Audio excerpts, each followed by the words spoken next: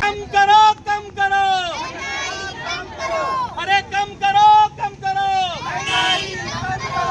मोदी जी की स्टाइल में मैं पूछता हूँ, पेट्रोल का रेट कम हुआ क्यों हुआ? डीजल का रेट कम हुआ कि नहीं हुआ? तुम्हारे पॉकेट में पैसा बढ़ने लगा कि नहीं बढ़ने लगा? अच्छे दिन आए कि नहीं आए? महंगाई कम हुई कि नहीं हुई? नूरी मैडम बता, महंगाई कम हुई कि नहीं हुई? अरे कम करो, कम करो, अरे कम करो, कम करो। बहुत हुआ अत्याचार मोदी सरकार। मित्रों बताओ, पेट्रोल का रेट कम हुआ कि नहीं हुआ? मित्रों बताओ, डीजल का रेट कम हुआ कि नहीं हुआ? दोस्तों बताओ, तुम्हारा पैसा बचना नहीं बचने लगा? ये सरकार सक्कराई सरकार, ये सरकार सक्कराई सरकार। लाडली बहन खुश हुई क्या? लाडला बाबू खुश हुआ क्या? अच्छे दिन आए क्या? कम करो, कम करो, कम करो, कम करो। ये सरकार सक्कराई सरकार, खाली नोटावरती पाय, ये सरकार सक्कराई सरकार। खाली नोटावरती पाय। जब कम था तब हम लोग बहुत खुश थे। ये सिलेंडर का भाव दिन पे दिन बढ़ता चला। कैसे जिएंगे हम? आप लोग की देखते रहेंगे, सिर्फ फोटो निकालेंगे। इसका कोई उपाय दीजिए, आप इसका उपाय दीजिए। सिलेंडर कम होना ही चाहिए। हर औरत में बाहर निकलो, या आप रिक्शा से जा रहे हो बाहर निकलो, ये सिलेंडर का भाव कम होना ही चाहिए। कैसे जिएंगे हम? कैसे जिएंगे ये महंगाई से? ये पेट्रोल महंगा, डीजल महंगा, अभी रिक्शा का भाव भी डबल। जो रिक्शा हम 10 रुपए से जाते थे आज 15 रुपया 20 रुपए हो गया। कहाँ से हम लोग इतना पैसा लाएंगे? कहाँ से लाएंगे? महंगाई को कम करो, कम करो, कम करो, महंगाई कम करो, कम करो, कम करो, महंगाई कम करो। सिलेंडर के भाव कैसे हैं? नहीं चाहिए अच्छे दिन, नहीं चाहिए अच्छे दिन। लौटा दो, लौटा दो, लौटा दो, पुराने दिन लौटा दो, पुराने दिन लौटा दो। बीजेपी हाय हाय, बीजेपी हाय हाय।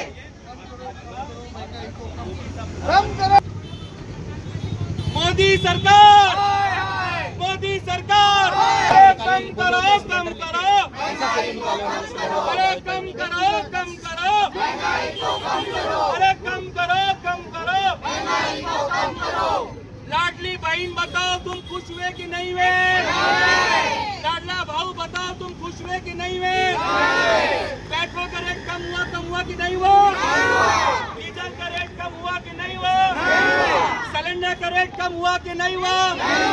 सीएनजी का रेट कम हुआ कि नहीं हुआ?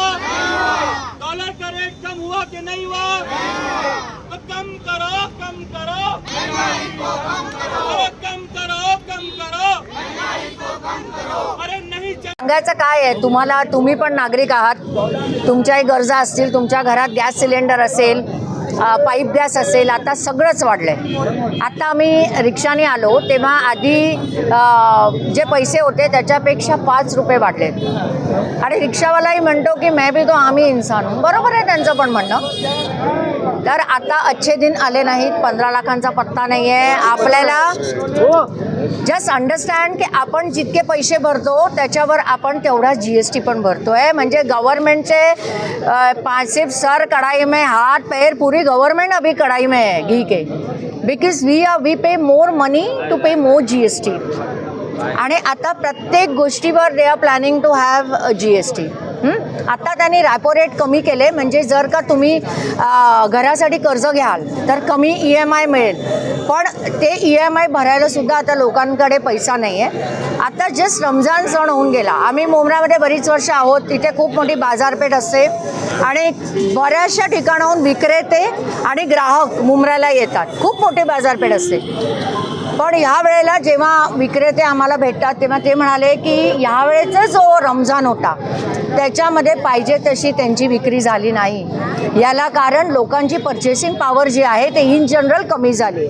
म्हणजे पगार जर का 1,000 वाढला तर त्याचा जो काही इंडेक्स असतो महागाईचा, इन्फ्लेशन जे असतं ते 1,500 रुपयांनी वाढतं. सो नुसता पगार जरी वाढला असला तो सुद्धा फक्त सरकारी कर्मचाऱ्यांना आयोग आहेत, 6वा 7वा, सामान्य लोकाला आयोग कुठलाही नाही. ते तसेच कामं करतायत. माझं म्हणणं असं आहे की तुम्ही जेही काही लांड्या लबाड्या करून निवडून आला असाल, आय डोंट थिंक की अशा गव्हर्नमेंटला कोणीही असा मनुष्य जो धर्माच्या पलीकडे जाऊन जगण्याचा विचार करतो तो निवडून देईल. की आता फक्त राजकारण एकच आहे. दुर्दैवाने सगळे मीडिया चॅनल्स, आपली संसद, आपली विधानसभा फक्त एकमेकांना शिव्यागाळ्या करण्यामध्ये, एकमेकांची उखाळ्या पाखाळ्या काढण्यामध्ये, कधी कोणाच्या कबरी खोदतायत का तर कधी काय करतायत, मध्येच कुणाल कामरा. म्हणजे there is no substantial discussion on anything. The issue that is burning for me, for you, म्हणजे सिटिझन्सना ॲक्च्युली ज्या गोष्टींवर बोलायला पाहिजे त्याच्यावर कोणीच बोलत नाही. इवन दूध देखील हळूहळू 2 रुपयांनी महागलं आहे. प्रत्येक गोष्ट. आताच एस टीचाही प्रवास महागला आहे. जस्ट म्हणजे जी सामान्य लोक जे एस टीने आता प्रवास करतील, सुट्ट्या आहेत, सगळे मे महिन्यात जाणार. सो हळूहळू ये जो महंगाई का नासूर है ना, वो बहुत धीरे धीरे और ज़्यादा हमें चुभ रहा है. बट आणि आता जे सिलेंडर घेऊन आंदोलनं करत होते ते सगळे गव्हर्नमेंटमध्ये आहेत आणि सगळ्यांच्या चेहऱ्यावर म्हणजे सगळ्या ज्या आहेत त्या आपल्याला सरकार जे आहे सगळ्या यामध्ये अडकवून, म्हणजे कधी कुणाल कामरा, कधी जे आहे औरंगजेब, ह्या सगळ्यामध्ये हे करून आपल्याला या लक्ष म्हणजे महागाईवरून आपल्याला बरोबर आहे. पण असं असतं की जसं मी नेहमी सांगते, कार्ल मार्क्स नेहमी म्हणायचे की धर्म ही अफूची गोळी आहे. दुर्दैवाने आपणही ती अफूचीच गोळी घेऊन बसलो असं वाटायला लागलं आहे. कारण धर्म असं म्हटल्यानंतर मी माझं सगळं विसरते आणि मी सगळ्यांच्या मागे जायला लागते. मग जो कोणी माझ्या धर्माचा जय जयकार करेल तो खरा असो किंवा खोटा असो. तर आय थिंक एक नागरिक म्हणून मला स्वतःलाच आता ह्याबद्दल विचार केला पाहिजे की धर्म मला खायला नाही देत, त्याच्यासाठी मला स्वतःला मेहनत करायची.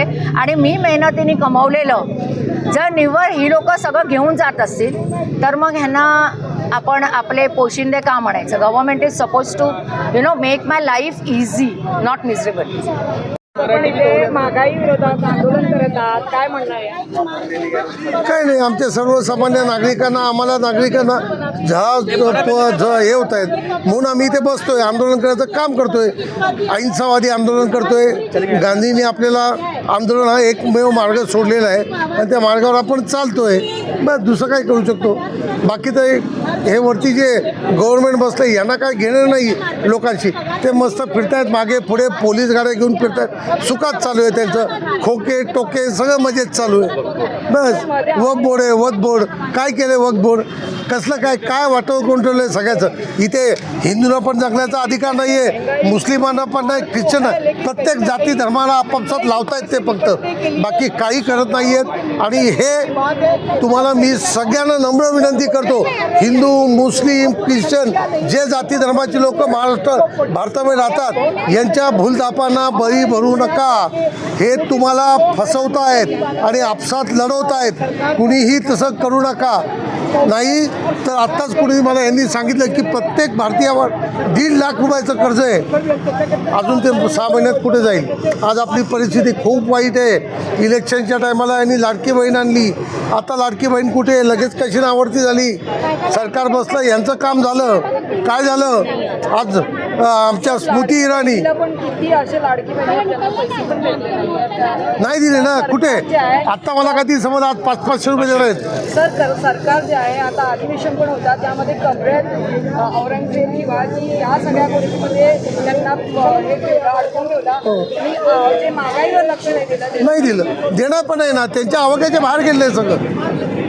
त्यांच्या ही जी गोष्ट तुम्ही म्हणताय ना, ही सगळी त्या सरकारच्या आवाक्याच्या बाहेर गेले, विचारशक्तीच्या बाहेर गेले. फक्त आला तो रोजचा दिवस ढकलायचा. आज काय औरंगजेब काढायचं, उद्या काय महाराजांचा पुतळा काढायचा, परवा काय आंबेडकर काढायचं, तेरवा काय वक्फ बोर्डचा काय ती विषय आणायचा, तो काढायचा. या गोष्टी करून सगळ्याची वाट लावून टाकायची आणि अख्ख्या भारताची आणि वाटव करून गेले. तुम्ही आम्ही सुधार नागरिकांनी आत्ताच सुधारलं पाहिजे आणि ह्या सगळ्या गोष्टीकडे दुर्लक्ष करून यांच्या विरोधात एक जन आंदोलन मोठं दिलं पाहिजे. हे एकट्याचं नाही आहे, अख्ख्या जनतेने उतरलं पाहिजे, कुठच्या पक्षाचं नाही, तरच यांना धडा शिकवेल. मैडम, सबसे पहले तो मैं, एक महिला है हमारी देश की, स्मृति ईरानी, क्या ईरानी? अच्छा ईरानी है. अच्छा वो ईरान के, अच्छा सॉरी मैं माफ़ी चाहता हूँ, मैं भूल गया वो ईरान से आए. हमको तो आप पाकिस्तानी बोलते थे, हमारे नाम में पाकिस्तानी नहीं है. हाँ, हमारे नाम में पाकिस्तानी नहीं, तुम्हारे नाम में ईरानी है. उस ईरानी मैडम से मैं पूछना चाहता हूँ, वो सिलेंडर आपका, मेरी बहन, कहाँ गया? वो सिलेंडर जो चिल्लाते थे आप 2014 में कि कम करो, रेट कम करो, कहाँ गया? 5 अप्रैल तक मैडम ये जो रेट था 805 रुपये सिलेंडर का रेट था. आज मालूम कितना है? 853 रुपया. लाडली बहन की स्कीम लाई, लाडली बहन बेचारी परेशान है. किसी भी लाडली बहन से पूछो, कोई खुश है क्या? कोई खुश नहीं है. लाडली बहन का भाऊ बेचारा कमाते कमाते मर गया. लाडले भाऊ के पास नौकरी नहीं है. लाडले भाऊ जीएसटी में डूबकर मर गया. इस सरकार को शर्म के मारे, जिन्होंने झूठ कहा था हम सरकार में आएंगे तो रेट कम करेंगे. और मैं मैडम वो पूछता, एक बाबा थे, बाबा रामदेव बाबा थे ना, वो जो ऐसा पलटी मारते बराबर. हाँ, वो बाबा ने कहा था कि हम सरकार में आएंगे तो पेट्रोल कितना मिलेगा? 45 रुपया. 35 बोले थे. चलो तुम 35 में मतलब 45 में दे दो ना. क्या हुआ तुम्हारा? आज फिरदौस मैडम, इंटरनेशनल मार्केट के अंदर क्रूड ऑयल की जो कीमत है 33 रुपया, तुम इसको रिफाइन करो, जो भी करो, 10 रुपया खर्च है, उसकी कीमत आज भी 40 के ऊपर नहीं जाती है. लेकिन देशवासियों को तुम कितना लूटोगे? अरे ये देश को पहले कितने कितने लोगों ने लूटा. अब अंग्रेज चले गए, तुम लूटने आए हो. तुम्हारे जितने ये जिसको मोदी ऐसा मोदी वैसा मोदी, सब तो लंदन भाग गए. किसी को तुम पकड़ पाए? तुम्हारी फौज किसी को पकड़ पाई? तुम्हारी सीबीआई और डीआई सब किसी को पकड़ पाई? तो जो लगता है सरकार हर किसी जिसमें जैसे कुणाल कामरा हो या औरंगजेब हो, ये वो बच्चों में जो है जा रही है महंगाई.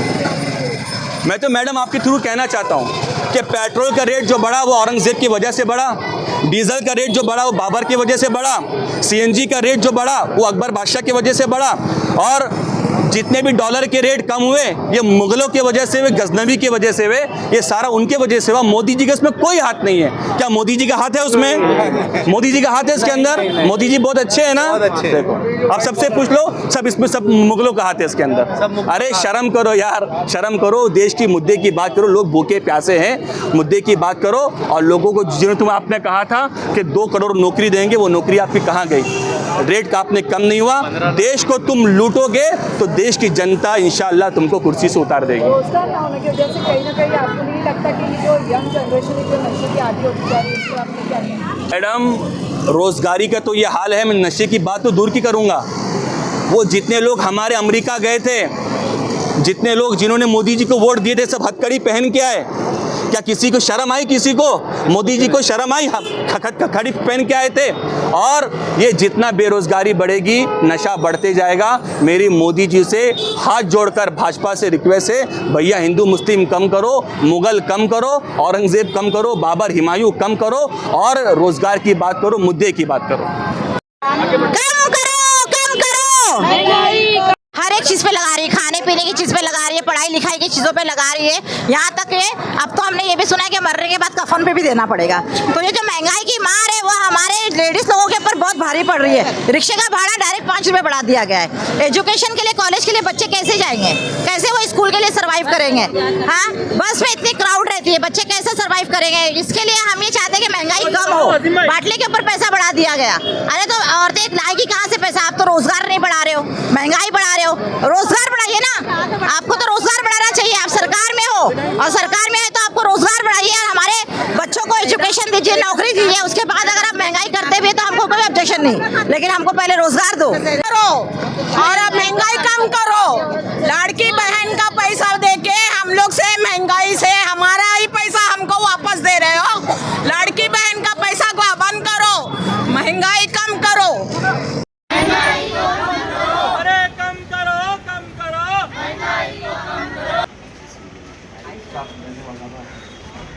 वाईट पोल्यूशन के बाद साहेबांना दिली की आमची जी बातमी आहे ती